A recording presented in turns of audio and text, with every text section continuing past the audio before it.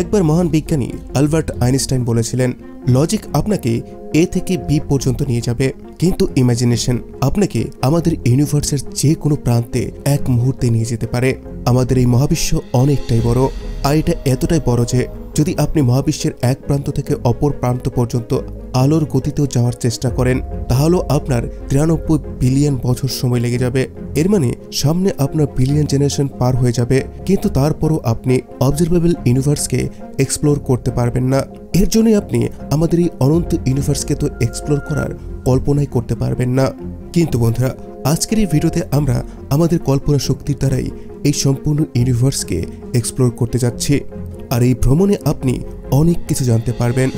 এর জন্যই seat belt বেঁধে ফেলুন, কারণ স্পেস ওয়েদার খারাপ হতে যাচ্ছে। বন্ধুরা, অনন্ত ইউনিভার্সের ভ্রমণ করার জন্য আমরা আমাদের কল্পনার এই ভ্রমণ শুরু করছি, কিন্তু একটি বিষয়, আমরা আমাদের এই ভ্রমণকে লজিকের সূত্র দ্বারা বেঁধে রাখব, যেন আমরা আমাদের এই ইউনিভার্সের সঠিক তথ্য পেতে পারি।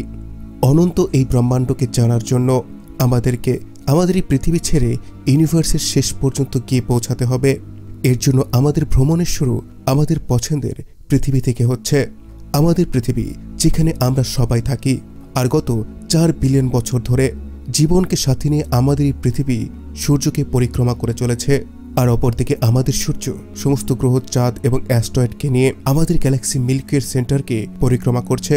গত 4 বিলিয়ন বছরে সূর্য এখনো পর্যন্ত প্রায় 20 বার গ্যালাক্সির সেন্টারের পরিক্রমা করতে সক্ষম হয়েছে। এখন আপনি হয়তো বুঝতে পারছেন যে আমাদের এই গ্যালাক্সি কতটা বিশাল।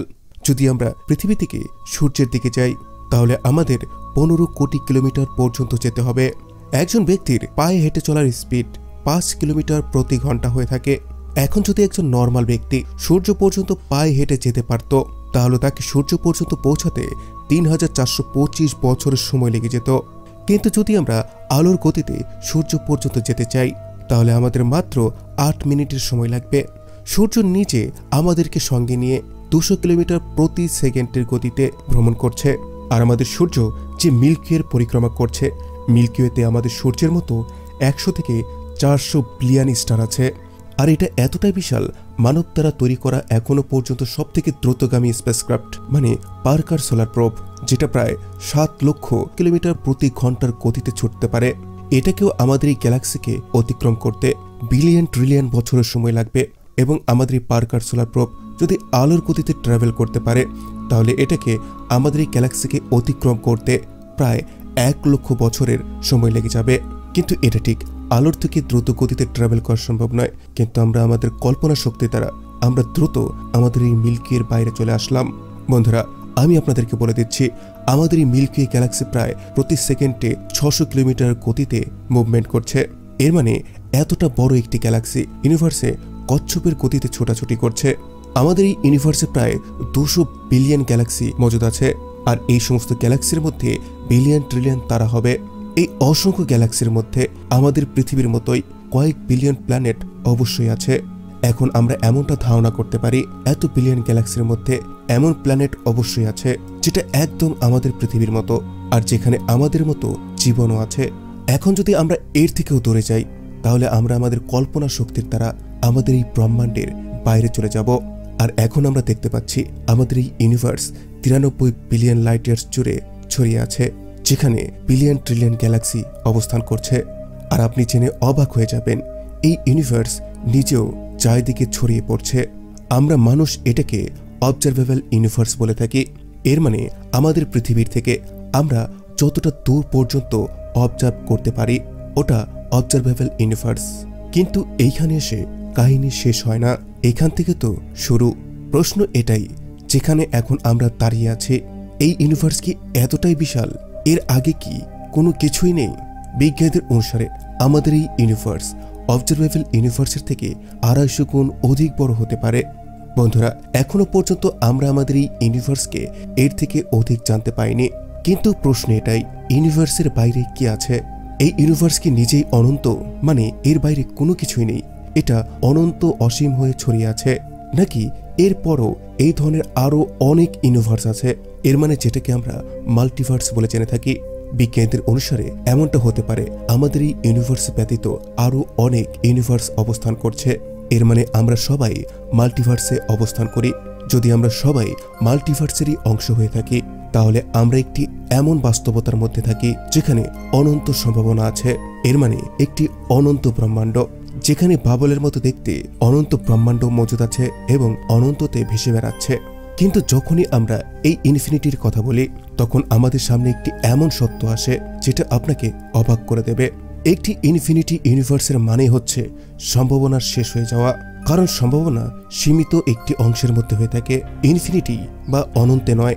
যখন অনন্তের বিষয় আসে তখন আপনি শুধু এইটুকু ভেবেই থেকে যান যে অনন্ত সেটাই যার কোনো অন্ত নেই। কিন্তু আজকের এই ভিডিও থেকে আমরা অনন্তকে অনুভব করব যে এটার আসল মানে কি।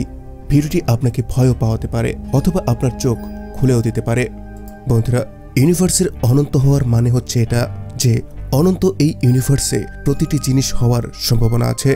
অনন্ত হওয়ার মানেই হচ্ছে এটাই আমাদের এই অনন্ত ইউনিভার্সে আমাদের এই পৃথিবীর মতোই অনন্ত পৃথিবী হবে। আর এগুলো শুধু দেখতে না আমাদের পৃথিবীর মতো হবে, সেই সাথে এখানে আমাদের পৃথিবীর মতোই প্রতিটি দেশ হবে এবং সেখানে আমাদের পৃথিবীর মতোই প্রতিটি লোকও বসবাস করবে। যেমন রিয়ালিটি আমাদের এই পৃথিবীতে আছে সেখানে আমাদের পৃথিবীর মানুষের মতো সম্পূর্ণ জীবন কাহিনী হবে। এইরকমই অনন্ত পৃথিবী বাস্তবে হবে, যেখানে বসবাস করা মানুষের সম্পূর্ণ জীবন আপনার সাথে মিলবে। এর মানে না শুধু আপনার মতো দেখতে, তার জীবনও সেই সমস্ত ঘটনাই ঘটছে যা আপনার সাথে ঘটছে, কিন্তু এর সাথে এর আলাদা ভেরিয়েন্টও ইনফাইনাইট ইউনিভার্সে অবশ্যই হবে। মানে আপনি যদি কোনো মিশনে ফেল হয়ে যান তাহলে এই অনন্ত ইউনিভার্সে কোনো একটি কোণাতে আপনারই এক ভার্সন ওই মিশনটিতে সফল হয়ে যাবে। অনন্ত ইউনিভার্সের আরও একটি রিয়ালিটি হচ্ছে এটাই, আপনার মতোই দেখতে আলাদা আলাদা ব্যক্তি অনন্ত ইউনিভার্সে মজুদ হবে। এর মানে আপনার ছোট বড় লম্বা মোটা আর পাতলা ভার্সনও অবশ্যই থাকবে। হতে পারে আপনারই একটি ভার্সন কোনো এক ইউনিভার্সে ডাক্তার, তো কিছু ইউনিভার্সে অ্যাক্টর। এইভাবেই আপনারই আলাদা আলাদা ভ্যারাইটি দুনিয়াতে মজুদ হবে।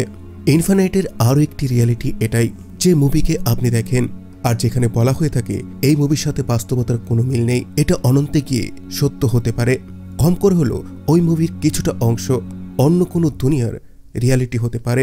পৃথিবীতে ইতিহাসের যে বইকে আপনি পড়েছেন ওই ইতিহাস অনন্ত ইউনিভার্সের দূরের কোনো পৃথিবীতে বর্তমানে সেটা ঘটছে। এর মানে অনন্ত ব্রহ্মাণ্ড হওয়ার মানেই হচ্ছে এটা অনন্ত রিয়ালিটির এক্সিস্ট করা। এইখানে আপনি জেনে অবাক হতে পারেন অনন্তে আমাদের পাস্ট, প্রেজেন্ট এবং ফিউচার কোথাও না কোথাও এই সময়ে একসাথে অস্তিত্বে আছে। এর মানে যেটা আপনার পাস্ট সেটা কোথাও আপনার এখন প্রেজেন্ট, আর যেটা আপনার ফিউচার সেটা ইউনিভার্সের কোনো অনন্ত কোণাতে বর্তমানে প্রেজেন্ট। কিন্তু এখন আমরা যদি কথা বলি অনন্ত ইউনিভার্সের জীবনের, তাহলে না শুধু অনন্ত ইউনিভার্সের জীবন হবে, সেই সাথে বিচিত্র রকমের ইন্টেলিজেন্ট লাইফও অনন্ত ইউনিভার্সে মজুদ হবে। কারণ যেভাবে আমাদের এই পৃথিবীতে লাইফের ইভলিউশন হয়েছে ঠিক এইভাবে অন্য ব্রহ্মাণ্ডে ইভলিউশন বিচিত্র প্রকারের লাইফের জন্ম দিয়েছে। হয়তো অনন্ত ব্রহ্মাণ্ডে এমন গ্রহ হবে যেখানে পিঁপড়ার মধ্যে বুদ্ধি থাকবে এবং সেখানে মানুষের কোনো বুদ্ধি থাকবে না। অনন্ত ইউনিভার্সে এমন জীব হবে যারা আমাদের থেকে অধিক বুদ্ধিমান হবে, যাদের কল্পনা শক্তি আমাদের থেকেও অধিক বেশি অধিক হবে এবং ফাস্ট হবে। আর এর কারণে তারা এতটা অধিক পাওয়ারফুলও হতে পারে যে তারা তাদের সূর্যের সম্পূর্ণ এনার্জির ইউজ করছে, অথবা হতে পারে তারা একটি সম্পূর্ণ গ্যালাক্সির এনার্জিকে ব্যবহার করছে তাদের প্রয়োজনে। ইনফাইনাইট বা অনন্তে এই সমস্ত জীব হয়তো সময়কেও বুঝতে পেরে গেছে। হয়তো তারা এক ব্রহ্মাণ্ড থেকে অন্য ব্রহ্মাণ্ডে যেতেও সক্ষম হবে। যদি তারা আলোর থেকেও দ্রুত গতিতে ভ্রমণ করার টেকনিক শিখে নেয় তাহলে তারা টাইম ট্রাভেলের মতো টেকনিককেও শিখে নিয়েছে। অনন্ত ব্রহ্মাণ্ড অনন্ত সম্ভাবনাকে সত্যি করে। এর মধ্যে কিছু বিচিত্র রকমের সম্ভাবনা যেগুলোকে আপনি ভাবতে পারেন যেটা বাস্তবে ঘটতে পারে। একটি অনন্ত ইউনিভার্সে যদি মাল্টিভার্সের কথা বলি তাহলে কিছু ব্রহ্মাণ্ড এমনও হবে যেখানকার নিয়ম আমাদের থেকে সম্পূর্ণ ভিন্ন, যেখানে হয়তো আমাদের এই পৃথিবীর মতো মেটারের পরিবর্তে সেখানে অ্যান্টি মেটার কাজ করছে। বিজ্ঞানীদের অনুসারে ইউনিভার্স নিজে থেকেই তৈরি হয়েছে। এই কারণে এই র্যান্ডামনেসের কারণে কিছু এমন ইউনিভার্সও হয়তো ফর্ম হয়েছে যেখানকার কনস্ট্যান্ট আমাদের ইউনিভার্সের থেকে আলাদা, যার কারণে ওইখানকার নিয়মও আমাদের ইউনিভার্সের থেকে আলাদা হবে। এই কারণে অনন্ত ইউনিভার্সে এমন কিছু বিচিত্র ইউনিভার্সও হতে পারে যার হয়তো আমরা এখনো কল্পনাও করিনি। বিজ্ঞানীদের অনুসারে আমাদের ইউনিভার্সের একটি সীমা হবে, কারণ যেহেতু এটা একটি নিশ্চিত পয়েন্ট অফ টাইমে তৈরি হয়েছে, এটাও একটি অনন্তের একটি ছোট্ট অংশ হতে পারে যেটাকে আমরা একটি সম্পূর্ণ ইউনিভার্স মনে করছি। এই কারণে বিজ্ঞানীরা এমনটাও মনে করেন যে একটি অনন্ত মহাবিশ্ব কখনো তৈরি হবে না, এটা সবসময় ছিল, আছে এবং থাকবে। এটাকে তৈরি করার কোনো ক্রিয়েটারেরও প্রয়োজন হবে না, এটা একটি সেলফ সাস্টেন্স এক্সিস্টেন্সের অংশ হবে। এখন হয়তো একটি প্রশ্ন আপনার মনে ঘোরাফেরা করছে, যদি এই ব্রহ্মাণ্ড অনন্ত হয়ে থাকে তাহলে এই অনন্ত ব্রহ্মাণ্ডে আমরা মানুষ কি কারণে অবস্থান করছি? আমাদের এই এক্সিস্টেন্সের কারণটাই কি? আমাদের উদ্দেশ্য কি? এই অনন্ত ইউনিভার্সের সামনে যদি আমাদের কোনো ভূমিকাই না থাকে তাহলে এই অনন্ত ইউনিভার্স হওয়ার মানেটাই কি? আমরা এই অনন্ত ব্রহ্মাণ্ডে অনেকটাই ক্ষুদ্র, তাহলে এত বড় একটি ইউনিভার্স আমাদের জন্য এক্সিস্ট করার কি প্রয়োজন আছে? এই প্রশ্নটি বিজ্ঞানীদের জন্য সব থেকে বড় একটি প্রশ্ন। কিছু প্রমিনেন্ট থিঙ্কার এমনটা মনে করেন, তারা ইউনিভার্সের আসল উদ্দেশ্য খুঁজে পেয়ে গিয়েছেন, যেমন এলেন মাস্ক। তিনি মনে করেন হিউম্যান সিভিলাইজেশন এখনো পর্যন্ত বেশ কয়েকবার বড় বড় বিপদের মধ্য দিয়ে গিয়েছে।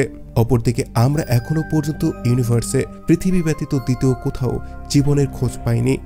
এই কারণে কেননা আমরা পৃথিবীতে মজুদ থাকা এই প্রাণকে আরো আগে এগিয়ে দেই, কেননা হয়তো এর পূর্বেই জীবনকে নষ্ট করার জন্য কোনো অ্যাস্ট্রয়েড মহাশূন্য থেকে আসতে পারে, অথবা কোনো মানব সৃষ্ট কারণেই পৃথিবী থেকে সম্পূর্ণ প্রাণ বিনাশ হয়ে যেতে পারে। এই কারণে কেননা আমরা লাইফকে মাল্টিপ্ল্যানেটারি বানিয়ে দেই আর আমরা সবাই আলাদা আলাদা গ্রহে থাকতে শুরু করি। এতে আমরা হিউম্যান সিভিলাইজেশনকে ধীরে ধীরে আমাদের এই ইউনিভার্সের শেষ প্রান্ত পর্যন্ত নিয়ে যেতে পারবো। কিন্তু বন্ধুরা, তারপরও আমরা আমাদের এই প্রশ্নের সঠিক উত্তর পাই না যে আমরা এই ইউনিভার্সে কেন এক্সিস্ট করছি।